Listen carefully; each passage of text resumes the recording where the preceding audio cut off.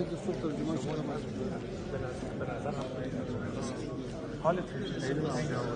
متشکرم. سلام برسونید آقای مردو. خوب پارسی یاد گرفتم.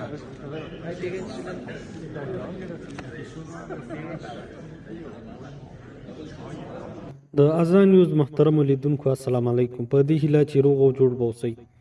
نن په سمرقند کې د سیمو هیوادونو د بهرنیو چارو وزیرانو غونډه وه. په دغه غونډه کې د افغانستان د بهرنیو چارو سرپرست وزیر ښاغلي مولوي امیر خان متقي هم ګډون کړی و. له دې وړاندې داسې راپورونه خپاره شوي چې ګنې افغانستان ته په دغه غونډه کې د ګډون بلنه نه ده ورکول شوې، خو دا دی نن ښاغلی امیر خان متقي سره د پلاوي د سمرقند په غونډه کې ګډون کوي. د دغه غونډې جزئیات د افغانستان د بهرنیو چارو وزارت مرستیال ویان ښاغلي حافظ ضیا احمد تکل پر خپل ټویټر پاڼه باندې نشر کړي دي. د افغانستان د بهرنیو چارو وزارت سرپرست وزیر ښاغلي امیر خان متقي دغه غونډې ته وینا وکړه چې په دغه وینا کې یې د سیمې د هیوادونو ته ډاډ ورکړ چې د افغانستان یو داسې موقعیت لري چې دلته سوله د ټولو هیوادونو په ګټه ده. دلته اوس یو مسؤل حکومت راغلی ده. ښاغلي امیر خان متقي په دې غونډه کې د سیمې د بهرنیو چارو وزیرانو له مختلفو وزیرانو سره وکتل چې په دغه کې یو هم د چین جمهوریت د بهرنیو چارو وزیر ښاغلي چین کانګ سره کتنه وه. په دې ناسته کې د افغانستان او چین پر دوه اړخیزو اړیکو، امنیتي مسایلو، اقتصادي همکاریو، سیمه ییز اقتصادي اتصال، چین ته د افغانستان د صادراتو پر زیاتوالي او ګڼو نورو سیمه ییزو مسایلو خبرې وشوې. په سر کې د بهرنیو چارو وزیر خپل چینایي سیال سره چې نوې دا دنده ورسپارل شوې ده د ښې کاري اړیکې هیله څرګنده کړه. همداراز متقي صاحب د افغانستان په اړه د چین نوي بهرني سیاست چې پکې د افغانستان خپلواکۍ، ملي حاکمیت، ځمکنۍ بشپړتیا او د دیني او کلتوري انتخابونو ته درناوی سوی و هرکلی وکړ. د بهرنیو چارو وزیر وویل چین په سیمه کې مهم رول لري او افغانستان لیواله دی چې د چین سره اقتصاد، تجارت او پانګونې په برخه کې شریک سي. د چین د بهرنیو چارو وزیر وویل هیواد یې چمتو دی چې په ګڼو برخو کې د افغانستان سره مرسته وکړي او د افغانستان امنیت او ثبات د چین لپاره اهمیت لري. ښاغلي چین کانګ وویل چین چمتو دی د افغانستان سره د لارې او کمربند سترې پروژې کې د شاملېدو لپاره مرسته وکړي. ښاغلي چین کانګ زیاته کړه چې هیواد یې غواړي افغانستان سره سوداګري پراخه کړي، نوی هوایي دهلیزونه پرانیزي او په راتلونکي کې له افغانستان د ځینو وچو او لمدو میوو واردات پیل کړي. په پای کې د دواړو لورو ژمنه وکړه چې د لیوالتیا وړ موضوعات به د دوه اړخیزو همکاریو له مخې ادامه ورکوي. په دغه غونډه کې همدارنګه د بهرنیو چارو وزیر ښاغلي امیر خان متقي د ایران د بهرنیو چارو له وزیر سره وکتل. په دغه ناسته کې د دواړو هیوادونو په سیاسي، اقتصادي او ترانزیتي وده، سیمه ییز ثبات، امنیت، دوه اړخیزو همکاریو د لا پیاوړتیا او مشترکاتو په باب مفصلې خبرې او د نظریاتو تبادله وشوه. همداراز د ناستې په پای کې په ایران کې د افغان مهاجرینو ته د لا تسهیل او د نوي افغان حکومت له راتګ وروسته په افغانستان کې د مخدره موادو د کښت او قاچاق د مخنیوي او د معتادینو د تداوۍ په تړاو هڅې وستایل شوې او د ګڼو نورو پرمختګونو په اړه هم معلومات تبادله شول. د افغانستان د بهرنیو چارو وزیر ښاغلي امیر خان متقي دغې غونډې ته وینا هم وکړه چې د وینا مهمه برخه درته وړاندې کوو. حکومت له واکمنۍ برخمن دی. یو باثباته او امن افغانستان کولی شي چې د سیمې په امنیت، ثبات او اقتصادي اتصال کې محوري رول ولوبوي.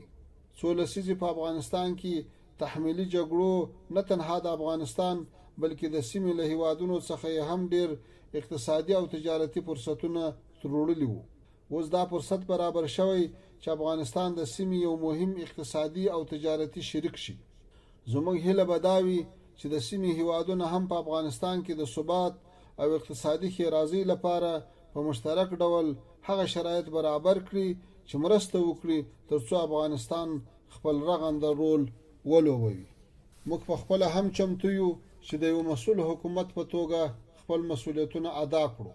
درنو حاضرینو، موږ په هیڅ صورت اجازه نه ورکوو چې افغانستان له دې وروسته د منفي ټکرونو او نامشروع رقابتونو مرکز شي.